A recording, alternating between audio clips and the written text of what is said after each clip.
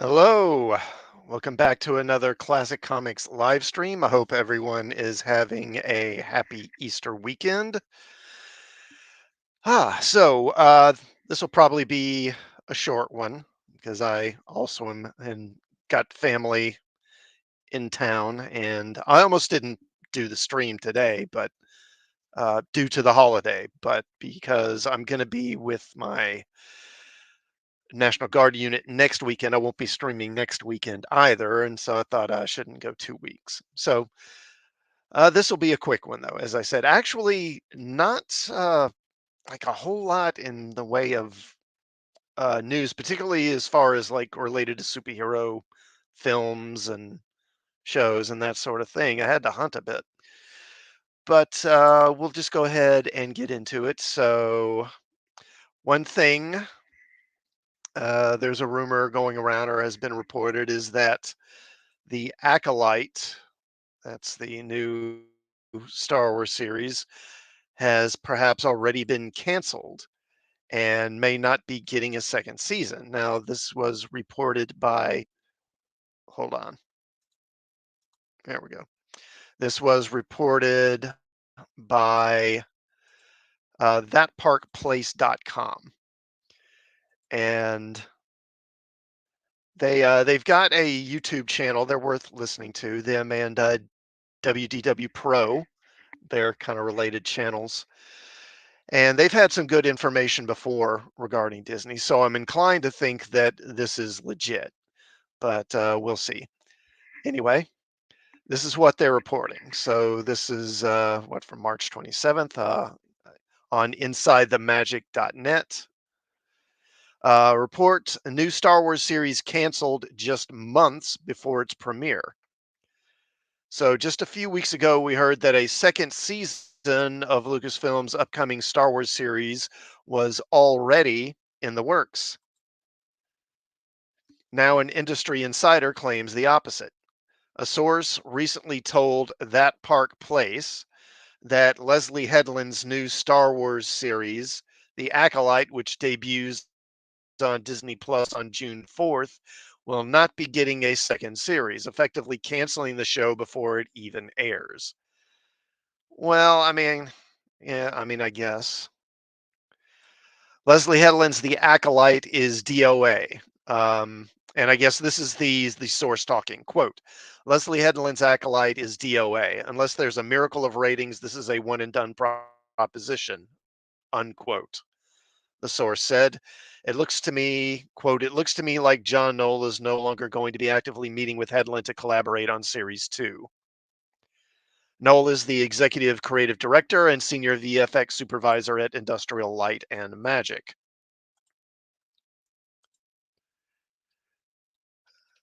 Okay.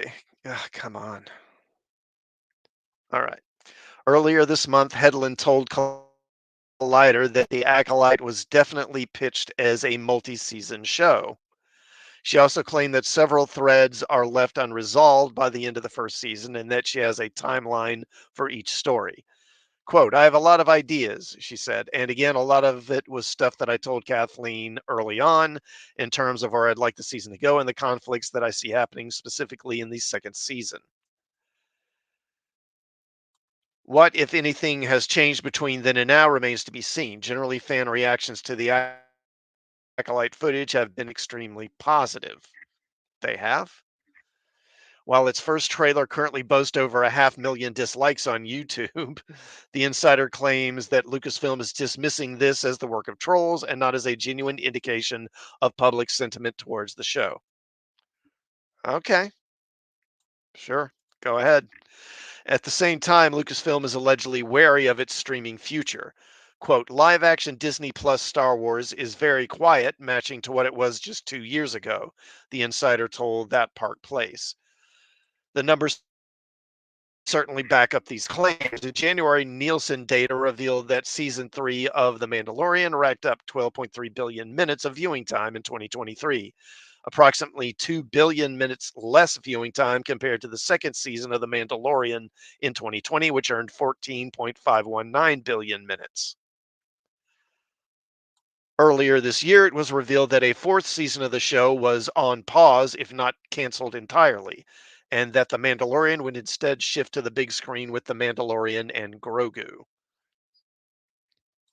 Set a century before the events of Star Wars Episode 1, The Phantom Menace, the Acolyte will explore life in the sunset days of the High Republic, with Amandla Stenberg starring as May, a former Padawan who is now a dangerous warrior who encounters Saul, Li Zhang-Jie, a Jedi Master investigating a series of crimes across the galaxy.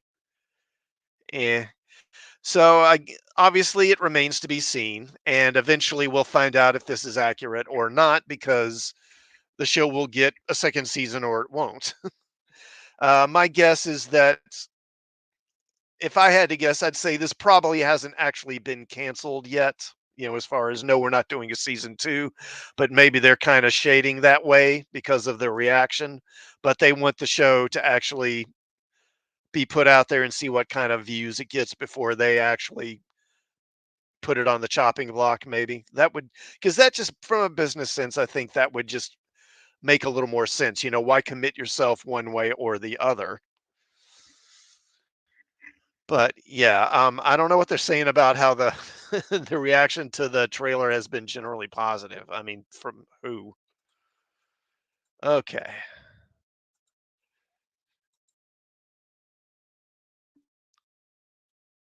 All right. Now let's talk about so some of the stories I have, they are relating more to the business side of Hollywood rather than specific films or projects. And this is one of those. This is from Variety.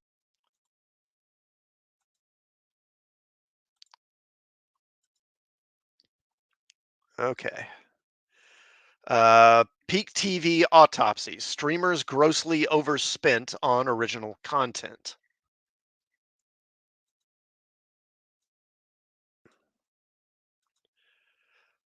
All right. The conventional wisdom of the peak TV era held not only that content was king, but that content was everything. Pour money into original series, churn out as many high quality, read high budget titles as possible, and subscribers would surely follow. That strategy, of course, has long since been exposed as a fallacy, with the streaming wars now effectively concluded in defeat for all but Netflix. But new insight into viewership data from the year of TV's highest peak is a staggering illustration of just how poorly these content investments paid off. Data obtained by Variety via VIP Plus from Luminate's new streaming viewership product shows that in 2022, a year when, and I think that's streaming viewing on demand, isn't that what that means? SVOD. A year when SVOD platforms released an all time high of nearly 1,000 original series. Wow. The overwhelming majority of viewing time was claimed by just a handful of those series. Indeed, on all of the major US based SVOD services except Netflix, the top 20 most watched TV seasons in 2022 accounted for more than 80% of original series viewing hours. And so here we got these graphs. So 2022 share of original series viewership, top 20 seasons, and then other. So yeah, so Netflix, it's almost 50-50. On Hulu, it was 80%. On Prime Video, 85, Apple TV, 80%, Max 89, Paramount 92, Disney 95, Peacock 97. The upshot of this is that the media companies grossly overspent on robust slates of original content when they could have achieved much the same result with fewer titles. This throw everything at the wall strategy looks even more ill considered when one notes that many of the top titles were easily predictable hits. Peacock's Bel Air, for instance, or the Disney Plus Star Wars miniseries Obi-Wan Kenobi. Was that really that big a hit though, Obi-Wan Kenobi? I don't know. With fewer new series now flowing to screens in the post peak TV era, it will be interesting to see whether viewers divide their time more evenly between titles, which could give streamers more value for their dollar on original content. Indeed, shifting patterns in 2023, when SVOD original series output dropped for the first time in a decade, indicates this may well be the case. And that's it. So, I mean, it doesn't surprise me that this is the result. Even back before the streaming wars really began in a big way, I remember seeing stories about how on Netflix, most of the viewing was really of older shows, and there have been stories more recently that reflect this, that it's really the older popular shows, things like, Friends and Seinfeld and stuff like that, that get the most views, not all this expensive new content that they keep producing. So I'm not surprised that this was the result. And really, particularly as it showed in this article, for everyone except Netflix, it was really fiscally disastrous. These Hollywood studios spent billions to go all in on streaming platforms and then spent billions more to create content for these platforms to draw subscribers. And it hasn't materialized the way they thought it would. And now, you've got all these studios deeply in debt and struggling now financially. And I'm going to do a few more stories about this that are going to talk about this further. And it's just killing them. But, people are going to do what they're going to do. And it's like this mania that took hold. They decided this was the future and they went all in on it, and it's really hurt them. Okay. So, and to that point, let me bring up my next story here.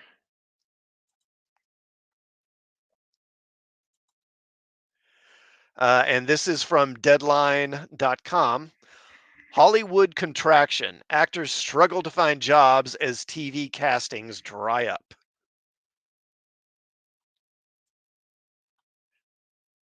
Most of the college bound aspiring actors from the high school class of 2020 received their acceptance letters in the first days of the pandemic. Their early studies in stage training were disrupted by COVID, with many classes moving online.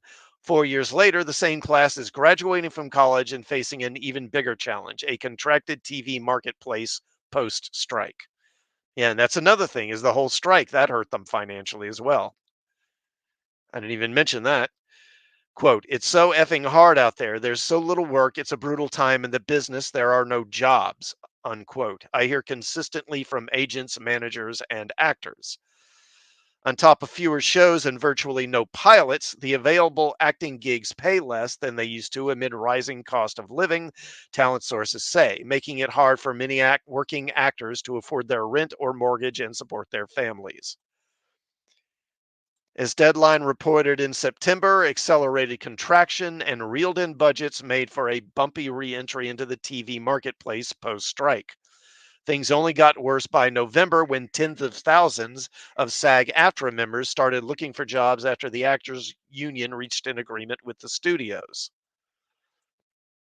The wave of series cancellations during the dual Hollywood strikes has continued amid sweeping cost cutting, including layoffs and content removal by traditional media companies and some belt tightening among tech based streamers, too, as their once sky high budgets have come down to earth. What's more, the strikes resulted in a pipeline backlog with a number of streaming series originally intended for 2024 being pushed back to 2025. That has led to fewer green lights as platforms' 2025 slates are already largely filled. The same goes for the broadcast networks, with most of the new scripted series for 2023-24 being delayed to next season. A decade ago, as many as 100 broadcast pilots would be casting right now. This year, we have a total of 3, all at NBC. Wow. Yeah, that is quite a drop off. In addition to a shot at an on-air series, a casting in a pilot provides a lifeline for hundreds of actors with a paycheck that helps them qualify for the union's health insurance. Broadcast networks had already been pulling away from pilots. They don't really factor into Fox's developmental model, and the new CW scripted slate relies predominantly on international co productions. With few exceptions, basic cable networks, which also employ pilots, have retreated from original scripting programming altogether. Still, after the physical and emotional toll of the strikes on actors, many of whom lived off savings and odd jobs for 6 months, they had been looking forward to the 2024 pilot season for some semblance of normalcy. Because of the effects of the strikes, which delayed production of new and existing series and development of new ones, that was never really in the cards. An anticipated flood of series castings immediately after the end of the SAG after work stoppage didn't materialize either. Quote, fewer actors are auditioning this year for pilots versus previous seasons, and actors are really feeling the emotional effect, unquote. One casting director said, quote, competition for the few series regular roles that are available is much more intense, unquote. The same applies to name actors getting offers. NBC's Suits LA pilot cast Arrow and Heels star Stephen Amell as its lead. During pilot season, we would normally have a feeding frenzy for TV stars of his caliber. But because of the contraction, with broadcast volume going down, pilots drying up, and streamers often going for feature names, there are dozens of proven TV stars in their 30s, 40s, and 50s, all of whom have headlined hit series that have been sidelined for months, some for a year or two with no major job prospects. The value of series regular roles has diminished over the past 10 years as TV seasons often consist of 6 to 10 episodes in the streaming era, a fraction of the standard 22 to 24 episode a year broadcast shows that dominated television for decades, making it harder for rank and file working actors to make a good living off their episodic fees. Even broadcast series don't always produce 22 episodes a series anymore, with 13 to 18 episodes considered a standard order size, and the current network model rarely can sustain a show beyond 6 or 7 seasons. Still, due to the volatility in streaming, where short seasons of 6 to 8 episodes could run a year and a half to 2 years apart, and shows often get canceled after 2 or 3 seasons, a lot of big name stars who had turned up their noses at broadcast in the golden era of cable and then streaming and are looking to go back to the steady paycheck security the network business provides. Yeah, I'll bet they are. But those well paying jobs are harder to find and land as budgets are being slashed amid industry wide drive to rein in costs. Broadcast dramas now often cost between 3 and 5 million per episode. Wow. Streaming ones 5 to 10 million an episode, down sharply from the highs of the past decade according to sources. Yeah, I think wasn't wasn't Game of Thrones, wasn't that like 10 million an episode, something like that? It was a lot. It was a lot. A pickup or renewal for a series nowadays almost inevitably comes with a budget reduction that impacts every facet of a show: crews, sets, locations, post production, as well as casting. This has led to salary concessions, like the 25% pay cut the Blue Bloods cast took to pave the way for season 14, the minimum guarantee reductions adopted by Wolf Entertainment series, and series regular cast members getting downgraded to recurring, which happened on CBS's Bob Hart's Abishola, never heard of that, and the CW's Superman and Lois, among other shows. Yeah, I did notice that was Superman and Lois. They really cut their series down. And I've talked before in the past about how, in the past, superhero shows generally had pretty small casts, partly because superhero shows were expensive. But particularly starting with Smallville, the cast of superhero shows really began to just kind of grow. And those CW shows, it was getting ridiculous. You'd have 9, 10, 11 regulars on a show, and you got to give all those people something to do. And a part of it was, I think, the shift in general to appeal to females and making the show into more of a soap opera. But also, of course, there's the whole diversity, you know, checklist checkbox issue where we got to have one of these, we got to have one of those, we got to have one of the other, and then you got to find something for all these people to do. That Ghostbusters movie has the same problem. I talked about that in my review of that. Okay. Fewer series regulars, more pressure to cast actors in recurring guest roles. Without series options, casting more local actors if the show is shooting in Atlanta, New York, Chicago, or Canada to save money. One casting director said about ways studios tackle casting budget cuts. That often makes for a balancing act. Quote, in many cases, when the series spends a lot of money for their series stars who anchor the show, that leaves very little money for the rest of the ensemble cast, unquote. One talent agent lamented that in order to save money, a show that would have had 8 series regulars in the past now would list 4 of them as series regulars and the other 4 as recurring. Casting sources confirmed the new normal of roles being listed conservatively on breakdowns as guest star, possible recurring, or recurring, possible series regular. So networks and studios could spend less on a pilot for a show with many characters. The executives then decide which actors to upgrade if the pilot is picked up based on which characters popped.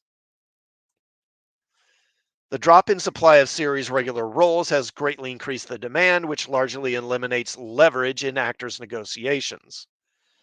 According to talent reps, outside of top A-listers, most series offers are now capped at 100K an episode, and they are take it or leave it, with studios willing to go to the next actor on the list at the slightest bit of pushback. Budget cuts also have greatly reduced the ability of casts on established series to renegotiate their contracts. TV industry tradition calls for actors on successful series to be able to negotiate salary increases after season 2, 3, or 4. That now only applies to the biggest of hits. A recent attempt by an agent to renegotiate their client's contract for a pay raise after a couple of seasons of a mid tier series was quickly shut down. Noting the budget cut that the renewal had come with, the studio offered to write off the actor if they were unhappy with their salary. Hmm. So they're not, whoa. Okay. So they're not playing around. All right. Hold on. I get this back here. There we go. The trick, the scale back in number of shows and pilots also means fewer jobs for casting directors. Because most of their work is still being done remotely and virtually post COVID, some have opted to leave LA for a more affordable living as their income has been hit by the drop in casting assignments. Others are training to be insurance writers and real estate agents. Many talent agents are hurting too. Smaller agencies' income depends almost entirely on commissions, with the lion's share coming from series regular castings. Already hit hard by the strikes, resulting in salary cuts and layoffs. Some of these agencies may find it hard to recover amid the current casting drought and series cancellations. Weakened by the pandemic and the strikes, A3, a staple in the business that has been a long-time go-to place for young actors out of Juilliard and other top schools for their first Hollywood representation, just folded. There's an effort underway to launch a new agency with remaining agents, but I hear it may only include commercial and youth departments. A demise of such smaller agencies would have a major impact as they play a vital role in the Hollywood ecosystem by nurturing the next generation of stars. The current TV budget cutbacks follow a decade of escalating prices fueled by the streaming wars, as attracting big talent and big shows was considered paramount in the pursuit of subscribed growth. The end of packaging several years ago also is said to have contributed to the push for higher actor salaries to keep the pay comparable after commissions. With the focus now shifting to profitability, the market is undergoing what many describe as a correction. The question is how long it will last.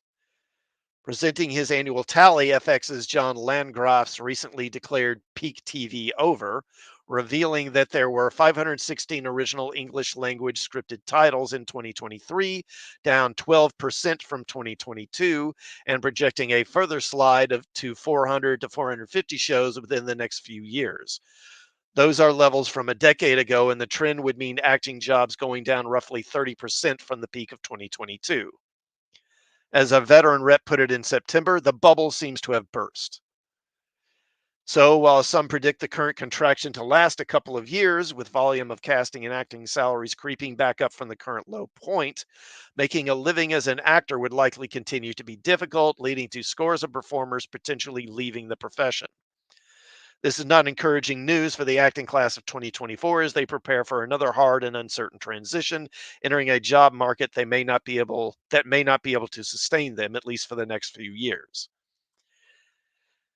And I mean, think about it, they're not really even taking the issue of AI into account because the way AI is advancing, I mean, how long is it going to be before it's seriously impacting hiring? They already have programs that can make, what is it? It's like they can create background actors for AI, so that you don't even need background actors anymore. You can just shoot a scene and then have AI add in a crowd in the background afterwards.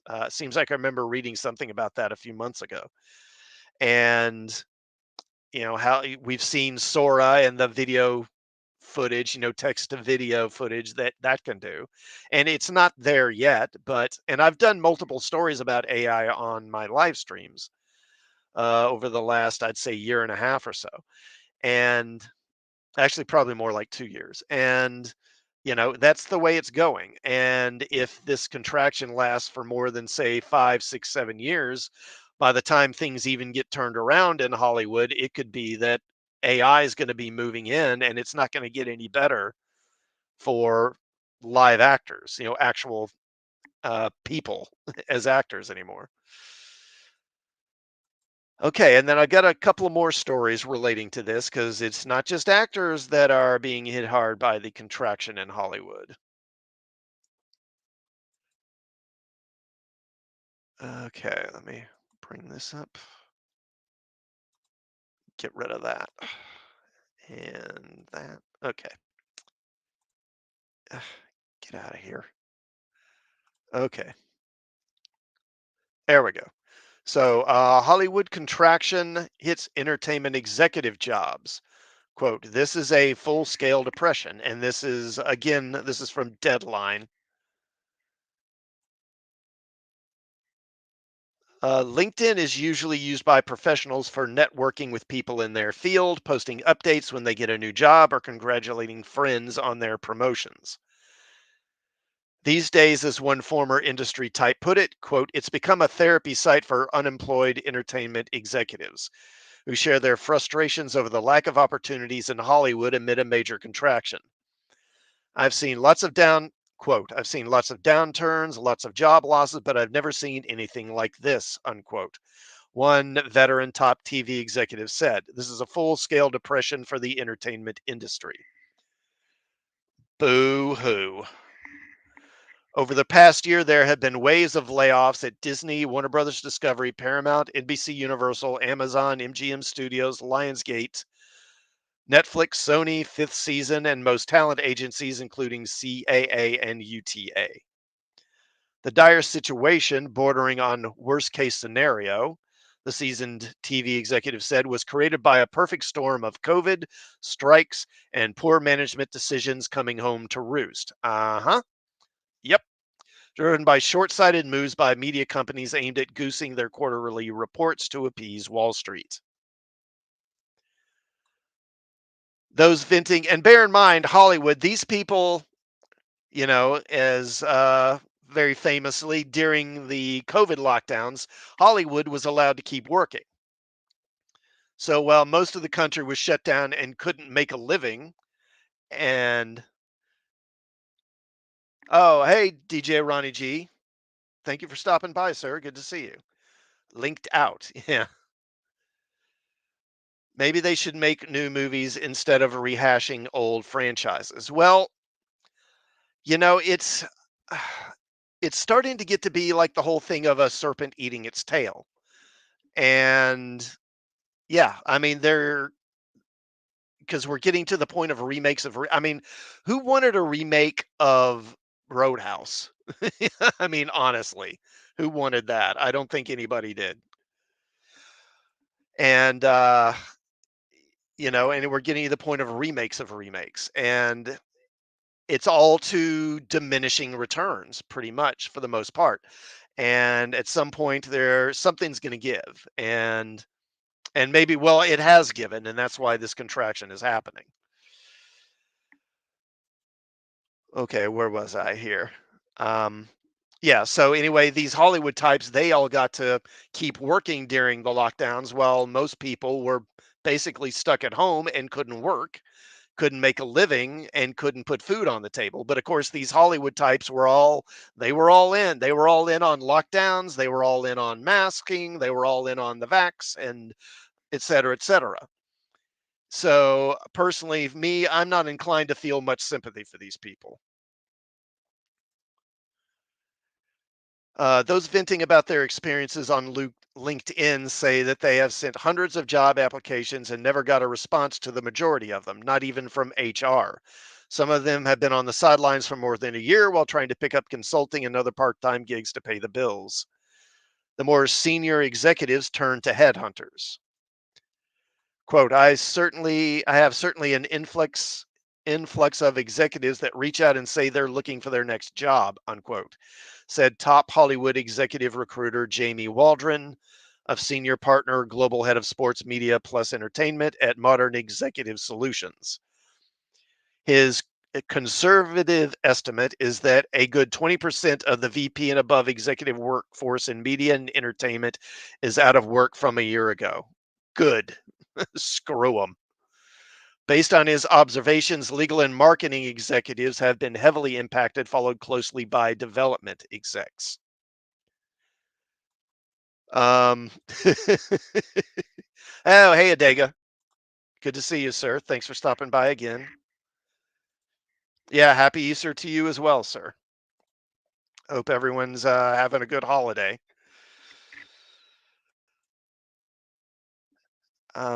So where was I?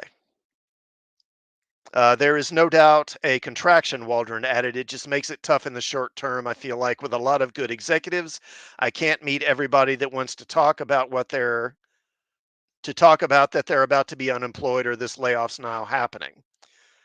For many newly unemployed execs, it's been a major adjustment, losing a lofty salary with bonuses and stock, but also perks such as company cars and expensive counts. Let's all share a moment for the studio execs and the Hollywood execs. Yeah, I mean, who we never really think about them, do we, and how they're suffering? The poor souls. From most of those that have met with Waldron have put on a brave face, saying they feel like great about taking a break and are happy to spend time with their kids. And some are honest. No, I'm scared, he said.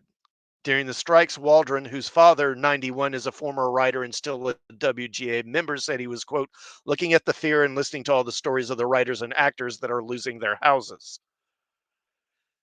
Quote, what was kind of lost in the story was executives were doing the same thing executives that were laid off were losing their houses. Wait. Oh, okay. So what was kind of lost in the story was executives were doing the same thing. Executives that were laid off were losing their houses and the private school tuition for their kids. And those jobs didn't come back because either the contraction of the industry or they're waiting for them to come back. Well, put your kids in public schools. You Hollywood lefties, you all love public schools. Not for your kids, of course, because you want your kids to actually learn something. The lack of jobs and fear among out of work executives who have to provide for their families is pushing down salaries. The quote, the upper level executives will be fine, unquote, the former top TV executive said. Quote, presidents used to make 4 million, 6 million a year, but now they will make 2.5 to 3 million. Middle level executives were making 250 to 750,000, all will now be reduced.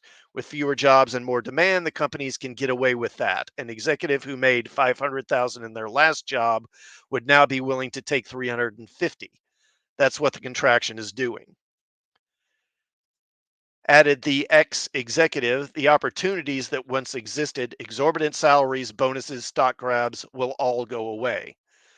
The constant string of layoffs also is affecting the entertainment executives who kept their jobs and often have to take on more work as a result of staff cuts. Quote, the morale is low, another former TV executive said. People feel overworked and underappreciated, and those who were there for the heyday of the industry feel like the glory days, the fun and the glamour of showbiz are no longer there. There have been mass layoff events following major mergers over the past few years, including the Disney acquisition of Fox in 2019 and the Discovery Warner Media link up in 2022. And jobs also were lost during the pandemic. But for across the industry, deep payroll cuts of the current magnitude, observers pointed back to around 2009, the period of the Great Recession, which also included a WGA strike. Things bounced back then. People are divided whether the same would happen this time. Quote, it's not even remotely coming back, unquote, a TV veteran said. Another seasoned TV exec is a little more optimistic, but with a big caveat. Quote, after larger layoffs and austerity measures, it always goes back. Historically, at every company, 2 years later, they are larger than they were going in, the person said, underscoring that up until now, the volume of TV content had steadily increased, fueled by the expansion of original programming in cable and then streaming. Quote, studios go back to being bigger than they were before the layoffs in 2 to 3 years because it's been a growth industry. That may no longer be the case. FX topper John Landgraf in February declared peak TV over as the number of original English language scripted series fell 12% to 516 from the all time high of 600 in 2022. He projects a further slide of 400, 450 within the next few years. The year 2022 was pivotal, with the industry shifting gears to kick off the current contraction. Part of an overall correction in the media business amid cost cutting efforts in search of profitability. The shift has affected employment in the industry that nearly matched its 2016 peak in August 2022 at almost 160,000 people, but has shrunk by 26% since then, including a 17% drop from April to October 2023, according to the Otis College of Art and Design's The Day After Tomorrow study released last December. Quote, the bigger picture reveals that peak TV, rather than the strikes, represents the more enduring threat to employment. Hmm. An arms race among streaming platforms heralded a surge in production between 2016 and 2022 as platforms pursued subscriber growth at all costs. As this business model has transitioned into one that emphasizes profitability and sustainability, we have likely reached the high water mark in production, unquote. Entertainment companies' production cost cutting has impacted a favorite avenue for former development executives, becoming a non writing executive producer with a first look or overall deal. The number of such packs has been greatly reduced over the last couple of years, putting even more execs on the sidelines. Waldron tries to stay upbeat. Quote, I feel like sometimes I'm too optimistic, but I feel optimistic about every time we have a contraction in our business. It takes a beat and then there's employment again, he said. Good talent does get hired. I feel like well, that's part of the problem there is good talent. I mean, look at the stuff that Hollywood is churning out. I mean, who's writing some of this crap? You're not hiring people with good talent. I feel like there's good talent on the sidelines only for a certain amount of time and then they are working again. Waldron believes we would see the first signs of improvement in the entertainment executive job market soon. Hmm, maybe. I think it will be this year, he said. I think that at least what I'm hearing and seeing and talking with different clients is Q1, and we're almost in Q2, is kind of absorbing what just happened with the strikes and implications, the contraction of things. I think by Q3 and Q4, we'll start to see a more aggressive approach into hiring execs again. There's an asterisk with that projection, potential mergers. As rumors continue to swirl about Paramount's future as a standalone company, there may be more media consolidation in the next year or so, with Warner Brothers Discovery also a main target of merger speculation. One difference from 2009 is the influx of private equity money as backed by investment. Entertainment companies like Legendary and Peter Chernan's North Road have been hiring. Private equity spending cooled in Q3 and Q4 of 2023, but Waldron expects it to pick up. Quote, I think there's still plenty of money to be invested into companies to buy them and make them bigger, stronger, and better, he said. I think what's going to happen is that it may not be the traditional studios that are hiring back again in Q3 and Q4. It may take longer, may take into next year, but I think hiring a really good senior executive in other areas, that sort of thing can happen, unquote. One of those areas is in sports, where a number of entertainment executives have transitioned, especially in the marketing, business, and PR areas. For instance, Vicky Free Sistrunk, what a name, who spent 14 years as a marketing executive at Turner, chief marketing officer for BET, and SVP of marketing for Disney ABC Studios, became head of global marketing for sportswear giant Adidas in 2000, and is currently chief impact officer for the Tampa Bay Buccaneers. Still, the pull of Hollywood is strong despite it being a 24/7 stress heavy environment, which probably explains why so many unemployed entertainment executives have put up the quote hashtag open to work green banner on their LinkedIn profiles. Quote, I honestly think entertainment is one of the greatest industries to work in, a former TV exec said. You get to work with creative, broad range of skill based individuals. You get to use cutting edge technology to improve the experience. There's growth opportunity, and you get very well paid compared to other fields, unquote. For those trying to go back, Waldron has advice. Quote, I think they should continue to network and hang in there because it will get better, he said. Meet whoever tells you that you should meet this person or that person, network outside of your comfort zone. Don't just talk to your circle of friends or your few agents. Reach out and introduce yourself to other agents and other parts of the business. Unquote. Even with the right strategy and under the best of circumstances, not all unemployed executives would be able to return for the entertainment industry. Out of the 20%, I would think that 15% would. I think you're going to lose 5% who are probably going to call it a day, Waldron said. I think at a certain point they do feel like I'm not going to get that next job. Part of it part of it is you're a middle-aged white man, you're feeling really struggling to see if you're going to be hired again, unquote. One such development executive with 25 years of experience lost his job about a decade ago. After looking unsuccessfully for about 4 years, he went into the insurance business and he's still struggling to get back into entertainment.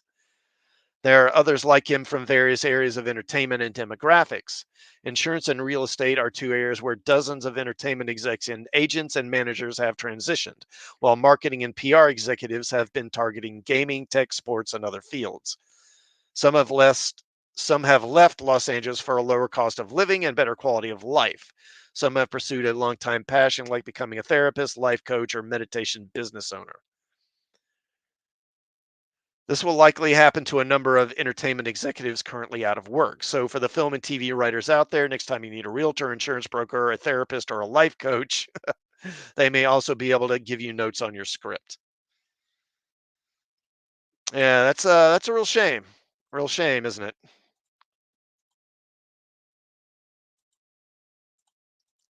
Okay. And I've got a couple more stories that actually kind of dovetail with this. Why don't I go ahead and do this one here? Because speaking of Paramount, let me bring this one up. And this is from Variety. And you may have heard about this. Paramount Global's debt rating downgraded to junk bond status by S&P.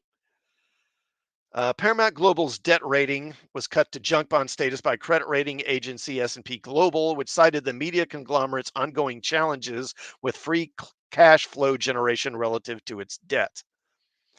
S&P on Wednesday said it expects Paramount Global's free operating cash flow to debt will remain well below 10% through 2025, and that adjusted leverage debt to equity ratio will stay above 3.5 times through then.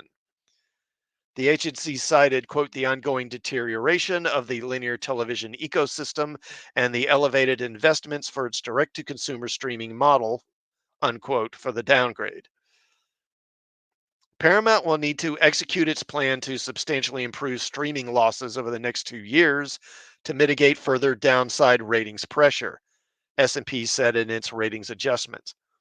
Paramount Global's long-term debt was $14.6 billion as of the end of 2023. A rep for Paramount Global declined to comment. The S&P downgrade comes a week after word emerged of an $11 billion bid by private equity firm Apollo Global Management for Paramount Pictures, a price tag some $3 billion higher than the current total market cap of the parent company. S&P's credit rating cut on Paramount Global increases the chance that more buyers for its assets will come forward, Wells Fargo analyst Stephen K. Hall wrote in a research note. That's because S&P's assignment of junk bond status to its debt, quote, negates change of control provisions, unquote, and an acquiring party would not need to immediately repay or finance the debt, he wrote. Quote, we think any party interested in all or pieces of Paramount Global, including studios, IP, CBS, and real estate, are more likely to emerge now that the debt is void, according to Cahill. Sources familiar with the thinking of Sherry Redstone, non-executive chair of Paramount Global and its controlling shareholder, say her preference is to not sell the company off in pieces. Rather, Redstone is understood to favor a deal with David Ellison's Skydance Media, under which Skydance would acquire Redstone's National Amusements Inc. holding company to pave the way for Skydance and Paramount Global to merge. As part of its ratings update, S&P issued a stable outlook for Paramount Global, which, quote, reflects our expectation that leverage will decline to around 4.0 in 2024, with FOCF debt improving to about 5% as losses in the streaming segment materially decline, unquote. That is, quote, largely based on our assumption that streaming losses will improve by more than 700 million due to strong average revenue per user growth from price increases enacted in mid 2023 and ongoing, albeit more modest, subscriber growth. S&P Global on February 23rd placed Paramount Global on credit watch negative. The firm explained that it took the action after it introduced cash flow metrics along with existing leverage metrics into its ratings methodology. Previously, the firm had a BBB rating on the company, its lowest investment grade rating. With the change Wednesday, S&P now has an issuer credit rating on Paramount Global and its senior unsecured debt of BB+, which is, quote, the highest speculative grade by market participants, unquote. At the same time, S&P lowered its issue level rating on Paramount Global's junior subordinated debt to BB- from BB and its short-term rating to B from A3. I'm going to be honest, I don't know what all that means. I'm not a financial analyst, but I'm guessing it's not good. Yeah, how would you trust a Hollywood exec as a life coach? Well, I would imagine, the thinking from the exec would be that, look, I've been really successful. I've been to the top of the mountain as a bigwig in Hollywood. So I know what I'm doing and I'm a genius. I'm brilliant and I know what I'm doing. It always reminds me of that those stories that Kevin Smith would tell about working with was it John Peters, on that Superman movie. John Peters had done the Batman and I think Batman Returns. And of course, that first Batman movie was a massive hit. And so this guy Peters was pretty much convinced that every idea he had was some sort of brilliant nugget of wisdom, even though most of it was moronic, and these people, they get into this bubble and everybody's schmoozing them, everyone's telling them they're brilliant once they have some success. And when you hear that, after a while you start, buying into your own hype. That's how I would explain it. But yeah, you're right. I mean, I don't know why anyone would trust a Hollywood exec for anything. Okay. Now you would think that with everything that's happened, there might be some introspection in Hollywood, and they might have learned some lessons, which leads me into my next story. And I believe what this is from comicbookmovie.com. Marvel Studios executives explain what they've learned from recent failings and how it will change TV shows. And I don't know, this may be the last one I do, or maybe one more after this. Okay, Marvel Studios has faced more than its share of challenges since Avengers Endgame and Spider Man Far From Home were released. A global pandemic, a shift into streaming, and a push from Disney to produce more content than ever before have all led to a noticeable dip in quality and box office takings. The plan now is to right the ship, hence why we've seen multiple movies and TV shows delayed, and others like Captain America Brave New World and Daredevil Born Again taken back to the drawing board. And I've done stories in previous live streams on that, how they basically made Captain America 4 and now are completely remaking it, and they've partly done Daredevil and now they're remaking that essentially from the ground up. Talking to comicbook.com about the upcoming release of Echo. Oh, so this must be from a few weeks back. What was the date? Yeah, this is from back in January. Marvel Studios head of streaming television and animated animation Brad Winderbaum addressed how the MCU is learning from its recent missteps and what will change moving forward. Quote, "We've learned a lot," he admitted. "We produced a lot of content very quickly, and we're primarily a filmmaking company. So you can see that our first round of shows have a very movie-like structure. They arc out the characters by the end. They feel like a standalone limited series." Unquote. Quote, "Moving forward, our content is going to feel a lot more like television," Winterbaum added. "It kind of drives toward the horizon, drives toward the future." What the hell is he? It drives toward the horizon, drives toward the future, and keeps people engaged for longer periods of time in the more lean back setting of your living room. It, it sounds like something the marketing department wrote. To set it apart, frankly, from the big cinematic event experiences in the movie theater. This sounds like the best possible approach and is why Marvel Studios now plans to produce TV shows in a more traditional manner with series bibles and showrunners. And not this whole scrapbooking system, basically a bunch of ad hoc improving and making it up as you go that they've been doing, supposedly. I've heard that that's the case. Up until recently, they've been shot like movies with reshots later used to fix what wasn't working. That's neither cost effective nor something which works for episodic storytelling, hence why more than a few MCU TV shows have underwhelmed fans. Secret Invasion is the most recent example. It's probably going to take Kevin Feige a while to get this franchise back on the right track. 2024 will see the release of only Deadpool 3 in theaters and Echo and Agatha All Along on Disney Plus. Agatha All Along, sure. Disney CEO Bob Iger also appears to be taking a hands-on approach to fixing Marvel's studio output. Oh, thank God. Thank God Bob's going to fix everything. Last year, he criticized Bob Chapek's handling of Disney's franchises when he said, quote, "I think we've conditioned the audience to expect that these films will be on streaming platforms relatively quickly, and that the experience of accessing them and watching them in the home is better than it ever was," unquote. It's a valid point. After all, why go and watch the Marvels in theaters when the MCU's movies so quickly arrive on streaming and Ms. Marvel is right there to watch for free? For free?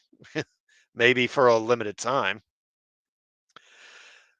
So I think what the upshot of what they're saying here is, and there's been quotes of this sort from Bob Iger, whatnot, that they're going to make less content, but in their words, try to produce content of quote higher quality, unquote. And that's all well and good. And certainly it'll help with the CGI and stuff, which they've really overdone. But it's going to be hard to make better quality if you don't have quality writers. And what's the old saying? If it ain't on the page, it ain't on the stage, right? And I mean, the people that they've got writing in Hollywood, for the most part, they're just not very good.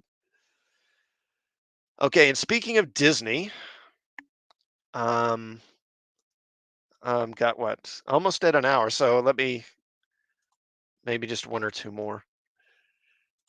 Okay, so this is from the Hollywood Reporter. How the Disney versus DeSantis battle ended in a stalemate. In the months leading up to the settlement between Disney and government Ron DeSantis, both sides were growing weary. At the top of the year, Disney lost a pivotal First Amendment lawsuit claiming that the Republican governor violated its free speech rights by assuming control of the special tax district that encompasses the entertainment giant's 25,000-acre resort. The ruling further endangered plans to invest $17 billion over the next decade to fuel growth at Walt Disney World. DeSantis wasn't faring any better. He lost hundreds of millions of dollars in economic development when Disney, calling him, quote, anti-business, yanked plans for an office complex in Orlando that would have added more than 2,000 high-paying jobs and faced the prospect of the company abandoning or at least delaying further investment. DeSantis and Disney had a lot to gain by pursuing the litigation, primarily unilateral developmental control of the company's sprawling theme park. They also had even more to lose. A deal was in the air. Well, what they're not really saying here, and like I don't pretend to be the biggest expert on this stuff. Dang it. Come on. Is they're saying, well, this was going to add 2,000 high paying jobs with this office complex they built. But what they're not saying is that this office complex, they were building this so that they could move. Yeah, exactly. A stalemate. This is a prime example of the media running cover and basically being a spin doctor for Disney and trying to make it look better than it does. But what they're not saying here is that these jobs they were adding in this office complex, what they were doing is they were going to pack up their operations in California and move them out to Florida because California is so expensive because of all the taxes, because of all the environmental regulations and stuff. It's so difficult to run a business there. And they were going to move into Florida, which is much cheaper.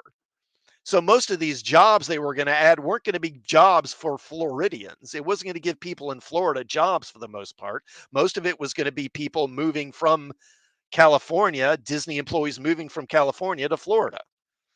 So, I mean, they're pitching it like, oh, this was going to bring all these jobs. Well, yeah, but not for the people that live there now.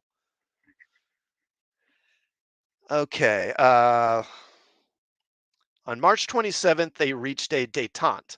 Under the settlement, Disney stipulated that an 11th hour legal maneuver it made in a bid to retain power over the district is null and void. It also agreed to pause an appeal of the ruling dismissing its First Amendment lawsuit while they negotiate a new development agreement. The deal starts the process of winding down a multi-front legal battle that began with Disney's opposition to the Parental Rights in Education Act, a bill that barred discussion of gender identity and sexual orientation in the classroom for young students. In retaliation, DeSantis took over Disney's special tax district that essentially allowed the company to govern itself within the borders of its resort. 2 years later, both sides are exiting the feud battered and bruised. Quote, they both called uncle and waved the white flag, unquote, said Richard Fogelsong, a retired political science professor and author of a book on Disney's history in the state. Quote, the continuation of this litigation wasn't working for either of them. And I will say, for what it's worth, WDW Pro on YouTube, his channel does a really good job of covering this stuff.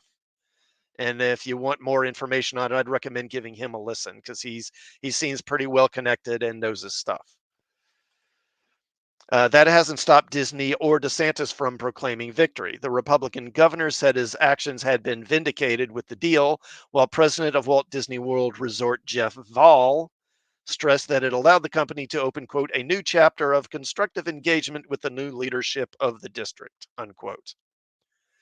Well, I mean, how they can declare this victory is ridiculous. I mean, they controlled this district lock, stock, and barrel for decades and basically were doing whatever they pleased. And now it's been taken from them. Not to mention the fact that I think there's the prospect of maybe the government of Florida digging into their books further and looking for more potential funny business. So how this is a victory for them, I don't get it. The optics of DeSantis's retaliation against the largest employer and taxpayer in the state tell a different story. Disney may have had an ideal enemy when he was running for president on a culture warrior platform, but targeting the company doesn't make as much sense now that he's back in Florida for good. Critics see vulnerability. Iger himself has signaled in recent months that culture wars haven't helped Disney. Quote, creators lost sight of what their number one objective needed to be, the Disney CEO told Andrew Ross Sorkin at the New York Times Dealbook event on November 29th. We have to entertain first. It's not about messages, unquote. Well, you would think so, Bob, but I don't know. I don't really see any evidence of that yet. Rep. Anna Escamani, a Democrat from Orlando, questions whether DeSantis sacrificed the long term economic interests of the state for a failed presidential campaign. Oh, well, she's a Democrat. I mean, I'm sure she's going to be totally objective when talking about DeSantis, right? Quote, over the years, his outsized influence and consolidation of political power has created an environment where there's no checks and balances, unquote. It's been disastrous for our state. How so? How? I mean, are they in a bad place financially? Have they lost revenue? Uh, I question that.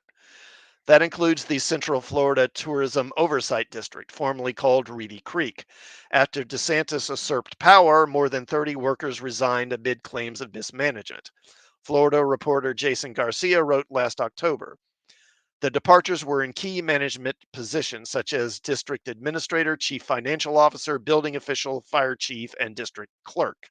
In an exit survey, a department director said, quote, the district is no longer functional and that, quote, new leadership is unqualified and incompetent. Well, these people are all basically Disney employees, so obviously they're not going to be complimentary about the people taking over. I mean, so I mean, obviously they're not going to put a positive spin on it or say anything positive. Disney extended what Disney likely perceived as a peace offering when he tapped CFTOD's former administrator to head elections at Orange County. That opened up the job for Stephanie Capello, Capelosos. Capelusos. I don't know how you say that. The governor's former legislative affairs director, who was confirmed Wednesday and has a track record with helping Disney. In 2021, she wrote a carve out to social media law that exempted Disney. Huh.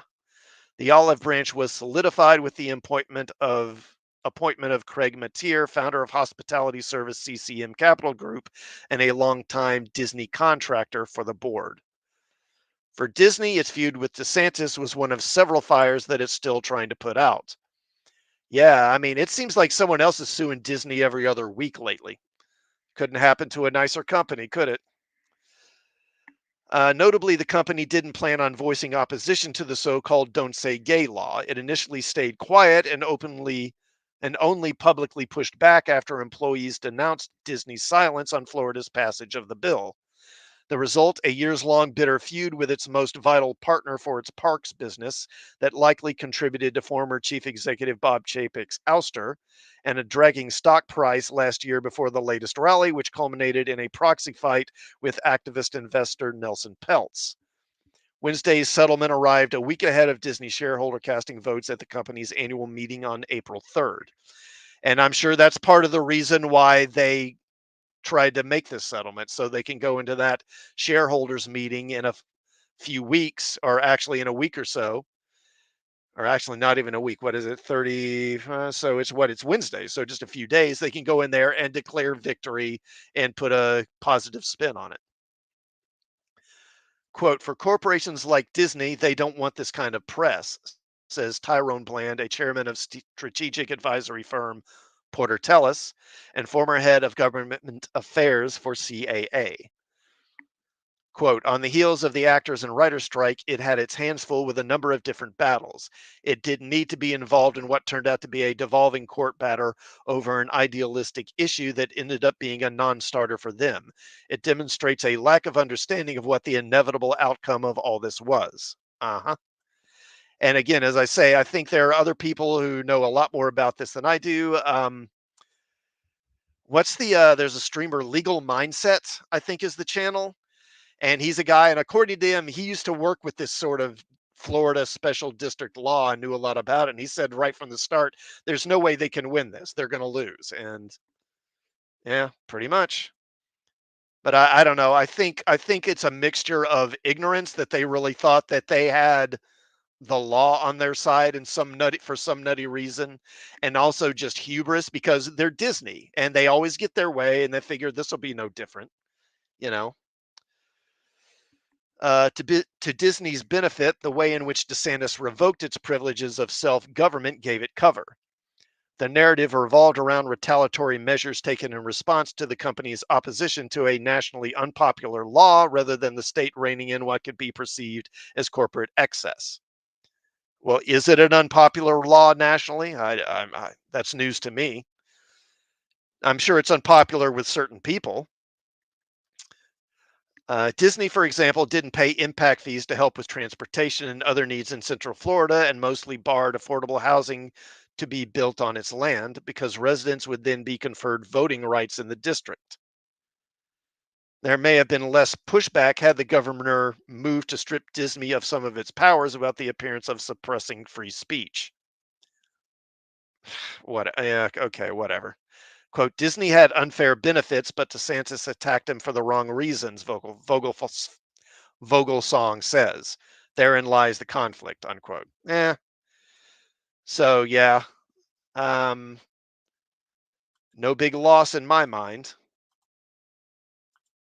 And it'll be interesting to see what happens with the district going forward. Again, I'd refer you to probably like WDW Pro and maybe also that Park Place because they'll probably give you good information on this stuff. All right, so I'm actually over an hour, but there is one more I wanted to do right quick. So let me just hit this right quick and then we'll wrap it up here. And this is from Screen Rant. DCU Teen Titans movie, Everything We Know. Okay, as the DCU's release slate continues to expand, here is everything we know about the upcoming Teen Titans movie. The Teen Titans are among the most famous teams from DC, comprising a young and changeable host of superheroes capable of going toe-to-toe with DC's most threatening supervillains alongside their elder counterparts, the Justice League. Like the Justice League, the team commonly includes some of DC's most recognizable characters, including Dick Grayson's Nightwing and Victor Stone's Cyborg. The most recent iteration of the Teen Titans in live action was as part of the Arrowverse's Titans. Was that an Arrowverse thing, though? That was on streaming. That wasn't on the CW. I I'm not sure that was really part of the Arrowverse. This acclaimed series was a grittier take on the titular team, a typical feature of most DCU releases. So far, the DCU is shaping up to be a more colorful take on DC stories and characters. And while the DCU's interpretation of the team remains to be seen, James Gunn's proven proficiency with team ups is a positive sign for their cinematic future. Yeah, well, one hopes. Following rumors of the project that sparked up in early February 2024. A report from The Hollywood Reporter confirmed that a Teen Titans live action movie is in the works. Anna, and I don't know how to say this last name, Anna Noguera is writing the script for the project fresh off the back of writing Supergirl Woman of Tomorrow, suggesting that DC Studios holds her work in high regard. More details, including which teen heroes will comprise the titular team, are yet to be revealed. DC Studios has yet to comment on the production of the Teen Titans project. And obviously, I don't know, but I'd be very surprised if they don't go pretty much with the cartoon lineup, with a lineup of what you'd have Robin, Cyborg, Starfire, Raven, and Beast Boy. That's probably what they're going to do, I would imagine. While other superhero teams could emerge as secondary characters in earlier DCU projects, the Teen Titans are the first to star in their own movie. This will help to put distance between the DCU and its predecessor, the DCEU, as a Justice League movie does not yet appear on the DCU's release slate. See, that's the thing. Making a Teen Titans movie when you haven't even done Justice League yet, that just doesn't make a lot of sense. Instead, the Teen Titans movie will focus on the much younger team, further cementing the notion that the DCU will take place in a world that has housed superheroes for some time. The Bat Family, meanwhile, is slated to appear in the DCU's The Brave and the Bold, as per comments made by DCU Studios co-CEO Peter Safran, though it is still unclear how large of a role the extended family will play in the movie's plot. The Authority is set to star a team of decidedly less virtuous anti-heroes that will fill a similar role to the Suicide Squad. With that in mind, the DCU's Teen Titans look to be the first genuine superhero team-up of the cinematic franchise. The Teen Titans have undergone various iterations throughout their tenure. The founding members include Wally West Kid Flash, Dick Grayson Robin, Garth Aqualad, and Donna Troy as Wonder Girl. I'm surprised they left her out.